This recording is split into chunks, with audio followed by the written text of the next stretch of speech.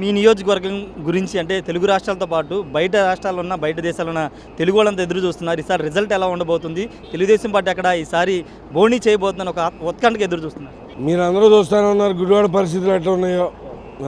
దారుణమైన పరిస్థితుల్లో గుడివాడ ఉంటే ఇంక గెలవకి ఏం చేస్తుంది?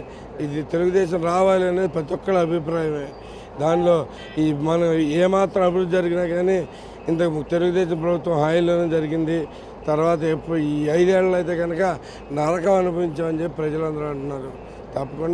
తప్పకుండా వాళ్ళే గెలిపిస్తారు. మనం కొడాలి నాని ఒక కామెంట్ చేశారు. అమెరికా నుంచి కదా అంతరిక్షంలో వచ్చినా నన్ను ఓడించలేని ఒక కామెంట్ చేసి గతంలో ఆ కామెంట్ కొడాలి నాని ఒక్కడోటితో గెలవట్లేదు కదా మేము.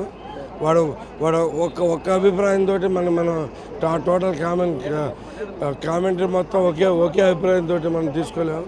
సో క్లియర్గానే జనాల మ్యాండేట్ అయితే మాకే ఉంది. జనాలందరూ కోరుకుంటున్నారు మార్పు ఈసారి జరుగుతుంది.